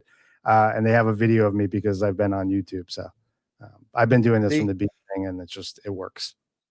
I should have done the same thing. No, I mean, they're putting me in all kinds of weird videos, man. I'm just like, this is fucking weird. There's one with Brian and I, Brian LTL, we were in dresses. I'm like, you would never catch me in a dress. Come on. Come on. Not even in like junior high. Remember when the football players would dress up as the cheer? I would never, no fucking way. There's a video of Karen Reed chasing JLR in the streets with AI. I don't know if you saw that. We could play that. I have that video. We could play that video tonight. That's like, we should. You want to play that video right now? See if I can, how quick. Why don't you cue it up and tell us what it's about? Because it's going to take me like a minute to find it, but I have it in my. Give me a minute. Yeah. The AI shit is crazy. I'm so scared of it. I don't know, Nerdy, how you feel about it, or Deidre, or Mike, but I think AI will take us all down. It is scary. I think the worst thing about it is it's going to take a lot of jobs away, you know? Yeah. Yeah, it's so scary. Nerdy's. I have the video. You guys want to watch the video? Yeah. No, I don't. What's this is funny. All I can hear it is my. JR, are you ready to spend your life in prison? Why did you run from police? Why are you not making a statement? How does it feel to be a woman beater, JR? Are you ready to spend your life in prison? Why did you run from police? Why are you not making a statement? we did it to JLR. Well, I mean, he punched a girl in the face, so I think that's justified. And he did yell at Karen Reed. Like, that was ridiculous too. He called her a killer. Nerdy, that case, or one of his cases, is it in Pierce County, Washington? Tacoma? I think it's Chelan County, Washington. Oh, okay. I mean, if you have something really hot, I could make a trip there, but because I might go up there and help him out. If you connect with me on X, I'll connect with you, because we have a lot of documents that we just haven't released. There's, aside from what I just mentioned, there's like 4,000 lawsuits. He's in the Guinness World Book of World Records for the most litigious man. Like, some of this stuff, man, is just crazy. Like, one of them I saw in our Discord, he says this woman came from Texas, from NASA, and the things he alleges in all these handwritten lawsuits is absolutely bonkers, absolutely fucking bonkers. But aside from that, I'll connect with you on what we have thus far. Trying to be careful about what we put out there right now. Obviously, trying to make sure the victim is protected. Right? They are still going in court in Arkansas for a 3-year no contact order. So what we find is I've been in contact with the victim's brother, making sure that the information that goes out there doesn't jeopardize her safety. I saw the victim on Twitter. She posted a whole paragraph, and you know who she was talking about and thanking was you. She was thanking you specifically that you went, and investigated this. So, I mean, that's got to matter to a degree for you. I know, like you said, you're keeping your distance, but she knows what you're doing for her. I will say, I'm a horrible investigator. I am surrounded by a lot of women that know how to dig and dig well. And so big shout out to Nerdbird Mafia, and I call them the secret cervix. But they are phenomenal diggers. Women make the best diggers. Like, don't ever turn against a woman, because they will pull everything up. And obviously surrounded by Eva. For those that join on YouTube, you can see Eva's beautiful face, not mine. But she's an excellent digger. They observe things that sometimes I'll miss. Like, I'm good at what I do, but they're really good at digging, and so I couldn't do it without them. So it's a team effort. I like that. And there's so many women in the true crime space, and they do their research, they dig. That's where I get a lot of my info too. They send me info. It's unbelievable. So I know, Deidre, you wanted to talk more about Kelsey. I think we should wrap it up on Kelsey and probably call it a night, because we've all been here for a while now, hour and 30 minutes. So what are your final thoughts? Any final points you want to make? Anything that we didn't bring up or discuss tonight? We'll start with Deidre. We'll go to Nina, and then we'll go to Nerdy Addict to close. And make sure you promote yourself too. Okay. I just wanted to cover a statement that they said that Kelsey made, and it can cut both ways. But she said, as they were tending to her, "I'm sorry, I wanted to die." So that was pretty poignant. But like I said, that can cut both ways. And then the other thing was, and I thought this was pretty damning testimony that Bradel got out, was that after the shooting, they called in the officers that had mental health training, but they didn't think to have somebody there as they were going in to handle this situation, and they were available to do it. So I thought that was pretty damning against the prosecution. You want to promote yourself one more time too today? Oh, I'm sorry. So you can really only find me on X at Liar Pants Afire. LIARPANTSAFIRE. Liar Pants Afire. I do follow you, and you also host some spaces. When do you usually do your spaces? They're usually 7:30 p.m. Eastern, and so look for hashtag True Crime Trial Chat. Perfect. Awesome. I follow you, and I like your spaces. You do a good job. I want to thank you so much for being here. This is your first time on my show. I think you've called in before, maybe as a caller. Possibly, but yeah, first time is, As a like guest. on a panel Yeah. or something. Yeah. But thank you. Perfect. Thank you for having me as a mod too. I enjoy that. Thank you for being a mod, and thank you for bringing your law enforcement experience. So you're very detail oriented. I like that, and appreciate you being here tonight. Thanks for showing up. And we also have Nina, who you're quite known for your spaces as well. You're it's funny, one of the first spaces I think I got mad at you at one point, but you've grown on me. I love the way you run your spaces, and I just love what you do, Nina. Do you want to say anything final about Kelsey and promote yourself, or anything else Um, you want to talk about tonight that we didn't get a um, chance to? just final, maybe the both of the theories from the state and or the Commonwealth and the defense. There's two stories. It's a he said, she said thing. I think it's going to be very difficult to prove beyond a reasonable doubt that Kelsey um, didn't put the gun on her head. So I think she has a good chance here to win this and to walk. Um, that's why I said today, I think it was a good day for the defense. They made good points.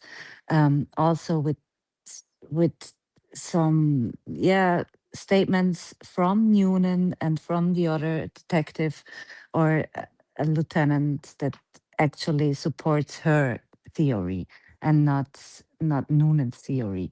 So I think, I'm excited for tomorrow and for cross examination. I still don't get why they didn't secure the guns, either if she had to surrender them they just didn't do it. So that's my biggest take from today. And if you're on X, you can watch or listen, better term, you can listen to our spaces. We do spaces. My handle is Nina Stanek, Stanek. And I just like to have different perspective, different point of views. We don't have to agree all the time, but we'll always be respectful and have a good discussions. That's what my goal is, actually. And thank you very much for having me on. It was a pleasure. It was an honor. Thank you. So like all of you tonight, that's what I love. I love first time guests. Nina, it's so funny too because you're over in Switzerland. What time is it right now in Switzerland? And now it's a quarter past 12. So it's late. Yeah, it's late. I need to go to bed. I'll let Tomorrow you is go to bed. school. I'll let you go to bed now. Thank you so much for being here tonight. It's a great honor to have you on the Thank show. you so much. Thank you so much. It was an honor. It was fun. And I really shout out to Nerdy and Deidre, great guest. I really appreciated it. Thank Have a you, good Nina. night, Nina. It was a Good good night. Go comment. to bed. You go to bed now. Yes. And Nerdy, what do you? Anything else you want to say tonight? Anything else you want to touch on? You cover a lot of true crime. I don't know if you break in any other news stories or just anything you want to touch on that we didn't get to talk about tonight. I've been following the Nancy Guthrie case. I think on that, we've been following. I guess last night someone left signs up at the end of the road where she lived, and then there's some chopper activity. The Pima County Sheriff chopper was seen flying to Phoenix. Someone said that it was so the chopper could be serviced, but it kind of seemed like it landed and took off too quickly after for it to be servicing. So I'm following that. In terms of Kelsey Fitzsimmons, it's certainly interesting. I think I always say to the folks that follow me, I live for the verdicts, not so much the trial. Like I love that high that you get when the verdict's coming in and waiting for the verdict. but there's nothing here that's like super interesting to me. Like 10 to 12 million people in this country experience domestic violence. Restraining orders are sent all the time to people. And I said, when you reached out to be on the panel, I said, would this be different, right? If this was a black man living in Massachusetts, would we even be paying attention to this? And I think I know the answer, but I think I'm waiting for the verdict. I want to see how this plays out in this choice with her choosing a bench trial over a jury. I think this is the first time that we followed a case where someone's chosen that route. That'll be interesting in the verdict, and that's that. And we'll continue following Nancy Guthrie and other cases. So, such a good point on that. People wouldn't cover it like they do if it was a black man. I might, but a lot of these other ones wouldn't. I tell you, like I just, and even for me, like someone that doesn't really give a shit about that kind of class or color stuff. I know what sells though. You know what I mean? So even with me, it might be, I might, maybe I wouldn't cover it because it wouldn't get the clicks. I mean, that's the thing. People are interested in this. Very attractive, blonde, young police officer. I mean, that is what people, that's why people are watching this, I think, is more than, and he's a firefighter, so it's that kind of, I think it does matter. I think that people should question why we're not supporting other cases and trials and incidents. I look at what happened to this kid Francis up in Haverhill. A lot of people wouldn't cover it because they didn't like his socioeconomics. He had drug issues. It's like, I don't get that. I don't understand why people don't seem to care about other cases unless it's the shiny wrapper. It's not the, like someone wrote, it has to be the perfect victim for some people to be interested in this. There's definitely something to that. There's no doubt about it. I'm covering yeah, 9 to 11 cases right now. And to me, it's the story. So I don't know what the racial makeup or the socioeconomic makeup is of the people. It's the facts of the case. And this one's very interesting because she is a police officer at the time, former now. And she kind of really threw a big wrench into things for herself instead of just going with the order. And, I think there's also interest too because it's cop versus cop, and it's also because of the postpartum thing. Like I think, because I go on the Grace Curley show a lot, and I filled in for Grace when she went on maternity leave, and when this case first broke, Grace was pregnant, and one of the big reasons why I started covering this is Grace. I think I brought it up one week, and then every week I would because Grace and I will talk and what we're going to talk about on the show. And every week she's like Kelsey Fitzsimmons. Like if I would leave it out, she'd be like Kelsey Fitzsimmons. So I think there's also that aspect too, that pregnant women, a lot of women can relate to it. And I think that's another reason why this was popular. Mm-hmm. The same with the Clancy case. Yes. Because that's also postpartum. Mm-hmm. And how does the system deal with that? Especially a male-oriented system too, which the criminal justice system really is still, even with some female judges out there. Well, I want to thank you all for being here. This has been a great experiment, and I just love having new panelists, and you all brought it. You all were phenomenal. I want to thank Nerdy Addict. Promote yourself one more time. People come in late. Nerdbirdmafia.com. Where else can people find you, Nerdy? Nerdy_addict on X, Nerdy Addict on TikTok, and Nerdy Addict and Eva on YouTube. I appreciate the time. Appreciate being on this panel. Appreciate Deidre and Nina's their conversation and perspective. So thanks a lot. And I want to thank all three of you for being here, and we'll talk to you soon. Thank you so much, all of you, for being here tonight. You're welcome. I'm right back at you, Nerdy. Love you guys. Have a good night. Thank you. You too. Thank you, Mike. Thank you, Mike. Thank you, Nina. Bye. Bye, Nina. Bye-bye. That was great. I love them. That was a good panel. We're going to do something similar tomorrow night. I'm not sure exactly who's going to be here yet. We're still working it out. And Wednesday night, we're going to have Todd McGee here, who's a retired Mass State Police. He's going to be talking about the Kelsey Fitzsimmons trial on Wednesday with me at 5:30. So we're going to be doing a lot of these panel shows this week. You know who I might want to see if she wants to come up and talk about this, and we won't talk about any TB stuff. No TB. I just want to.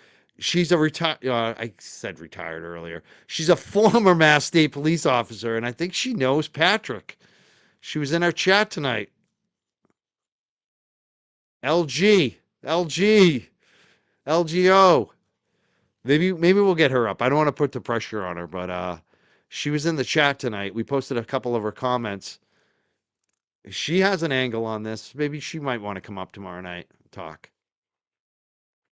I also saw Nan Gallagher in the chat tonight. I wanted to get Nan on the show tonight. That's what the original plan was, but she had something else that came up. The Laferio official says, Mike, I'm glad I didn't come on your show tonight. This was a great panel. I'm not glad about it, Nan. I'm not glad about it. I still wanted you. It was a great panel. It wasn't, but it would have been even better if Nan Laferio was here. So, but I'm glad you enjoyed it. That's probably the best part. You got to enjoy it. You didn't stress out, and that's probably best for you. You do what's best for you. I really appreciate Laferio, Nan Gallagher. Hey, there she is, LG. She did a super chat earlier tonight. She says, thanks for a great stream, Mike. LG OG22. She's a former Mass State police officer. Maybe she'll come up and talk about it tomorrow night.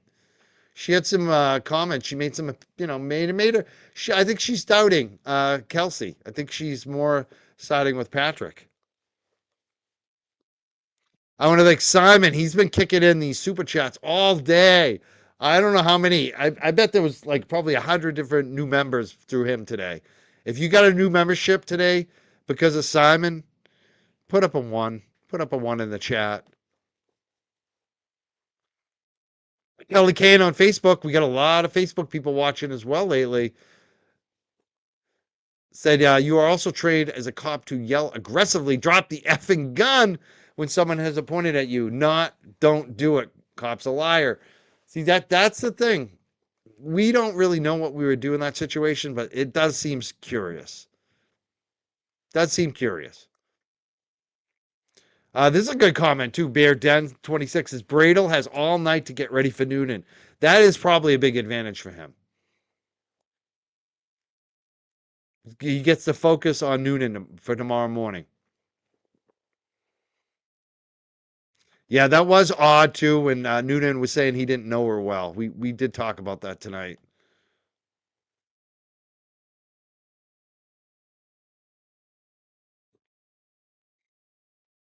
Cop admits on the stand saying to Kelsey after he shot her, you have a child to live for. I don't think that's curious. I think that's just what a normal human being would do in that situation. I don't think that's very curious. I don't. I think this is curious about he didn't know her very well. That was distancing language. And classic Clippy, I don't know the answer to that one. I saw a lot of people posting about that in the chat tonight. I have no idea. Yeah, that's the whole thing about me being a wrestler. Like, that's what I think of. Like, it would 3 seconds. It would take me a half a second to get that gun out of her hand, or just tie her up. Sleuthy Goosey earlier said zero guarantee the jury would have been full of women with experience in PPD. I know, but I think they only needed 1. That's the thing. It's almost like I like how Nan kind of explained about the roulette table. I think of lottery tickets. You have a better chance of winning the jackpot if you have 12 lottery tickets versus 1. You don't need like 3 or 4 winners. You just need 1 winner.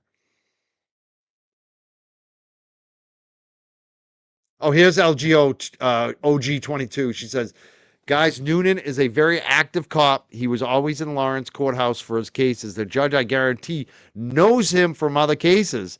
He's going to side with Noonan's testimony versus a rookie. See, this is what I fear. I actually agree with you. I think that this judge is going to be law enforcement veteran backing. I think you're right on this, LG. I think you are 100% right. And this is what I'm worried about. I don't know if she's going to get a fair shake from this judge. LG, I would love to have you on the show, not to talk about any of the drama, just to talk about this case, if you want to, tomorrow night. Let me know if you're still watching. Yeah, this is a big one too. I don't know. She still picked up a gun. How are they going to get around that? I don't know. I think it's about the intent. What was her intent?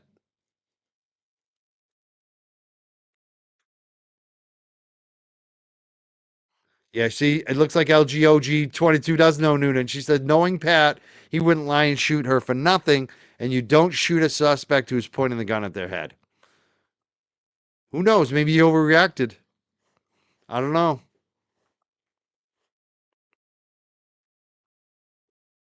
Oh, no.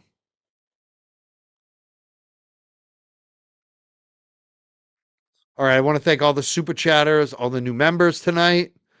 We had a lot of new members today, a lot of super chats. I want to thank you all, Shop and Tan, for me. Thank you so much.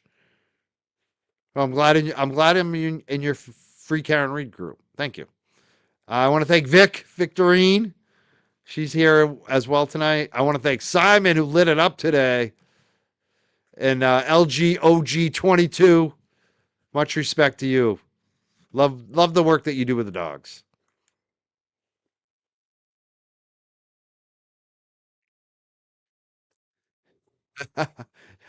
Higgins is a decorated dude too. That's a good point.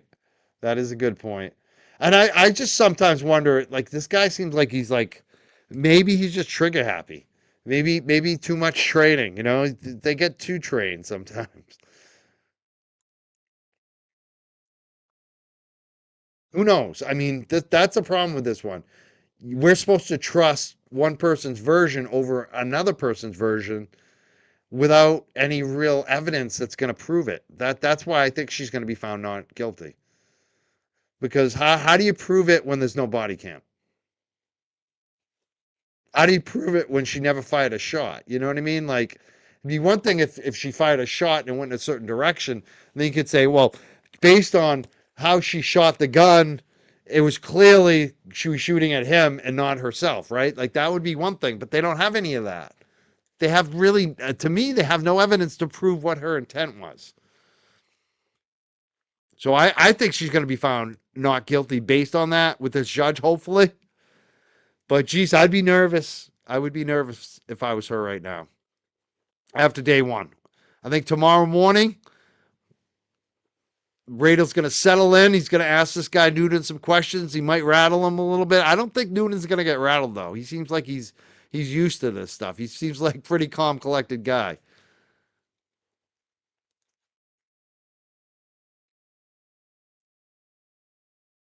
We shall see. I'll be here tomorrow morning, bright and early. Please join us. If you didn't join us today, please join us tomorrow. And I hope you enjoy the way we do it. We talk during the breaks, but we don't talk when the testimony's running. We just let the testimony speak for itself. And we do have, I feel like we have the best audio. We do turn it up loud as we can get it. That might be a good idea, Beer Den. Do you know anyone like that?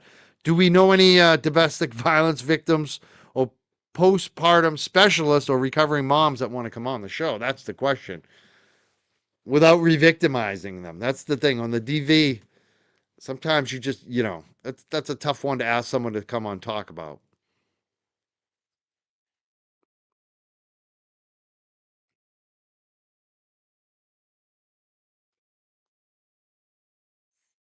All right. I want to thank the chat. Yeah. Natalie Diana, one of our mods, says it best. Thank you, chat. You are all amazing. We do have, I don't care what anyone else says. I know a lot of the long gamers will say the JFK chat. And there are some other chats that have, I've been in some chats that I like that are not my own. I will admit. But I don't cheat. Number one chat is the Young Jerks. And some of you, I see you in other chats, so that explains why some of these other chats are good too. But I love our chat. I love our mods. We have the best people. We are nice. We like to read books. We like to read the books. We can see both sides of things. We don't overreact. We're not nasty. We don't play games. And it's mostly women. It's mostly ladies here. I love the women in the chat. Ruby D, what's up, Ruby D?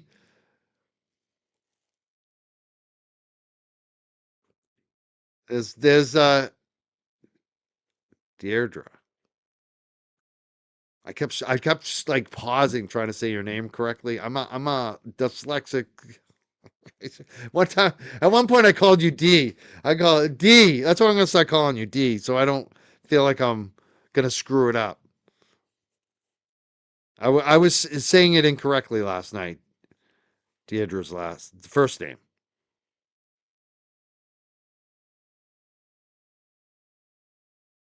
Yeah, some of us share the chats with streamers. Yeah, it was nice to get some new people on tonight. I like Nerdy. We don't agree on everything on all the time, but I like him. I like that he's doing the journalism on the JLR too.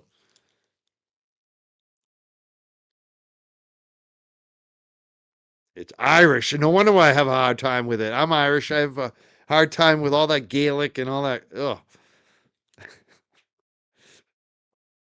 D is fine. Special names for special people. That's me. I am special. Oh man. Oh, Runkle's out on right now. I better go. We better go. That's the thing. A lot of our chat loves Runkle. That tells you a lot right there. Tells you the kind of people we are over here. We all love Runkle. We all get excited when Runkle's in the chat too. Oh, it means sorrow.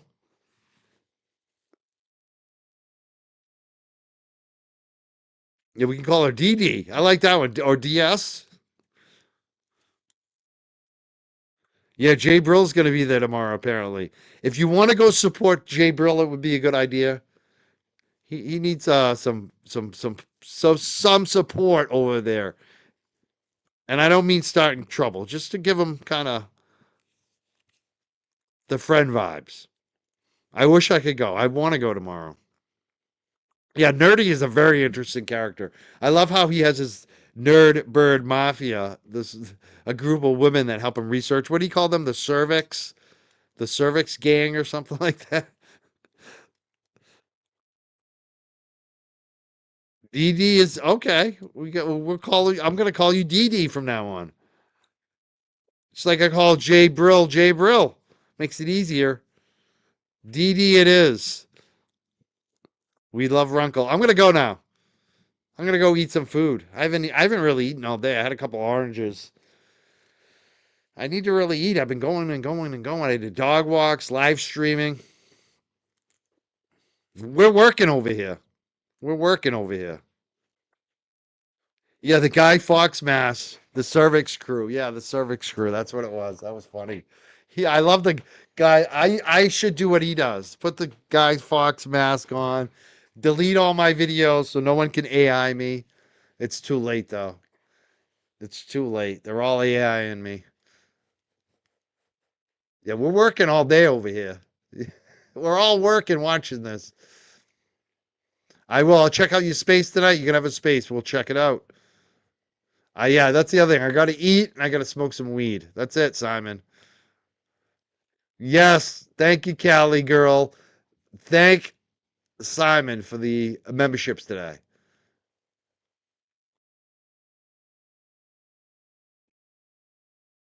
All right. I'll see you tomorrow. Have a great night, everyone. Well, actually, you know what? 1 second. I might not leave.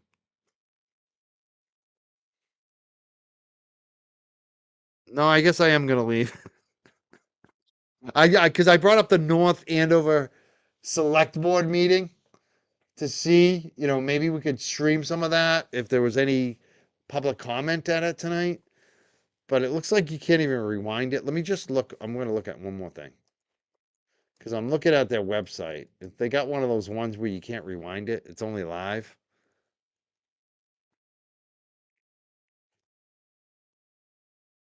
I kind of wanted to check that out. Maybe we'll check it out tomorrow. Yeah, they don't stream it live on YouTube. So I guess we are out of here. Sorry about that. We ran out of time. Oh, you want us to send you over to Runkle? That's a good idea, actually. I should send you over to Runkle.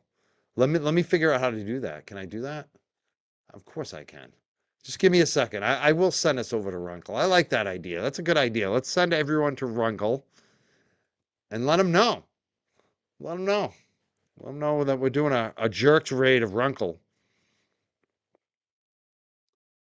Let me look. Can I even do that? Let me make sure. I think I'm able to. It always depends if they have if the YouTuber has it turned on where you're able to do that. Some YouTubers don't know that. I didn't have it turned on for a while. What is the name? MLS Law was the one that alerted me. He's like, I was gonna forward people to you, but I couldn't. Oh, Runkle's got it turned on. I could definitely forward you. So yeah, I'll forward you right now to Runkle. Let's go watch Runkle right now. Yeah, and make sure you follow Nerdy. Nerdy's link is pinned at the top of the chat. You know, make sure you're following all the ladies too, Nina and Dee Dee. They're on Twitter and X. Make sure you follow them all. Okay, let's do it. We're gonna go do a jerk raid, all of us. We're gonna hit Runkle right now. I'll see you over there at Runkle's house. Runkle of the Bailey. He's covered in Kelsey Fitzsimmons right now. We'll see you over there.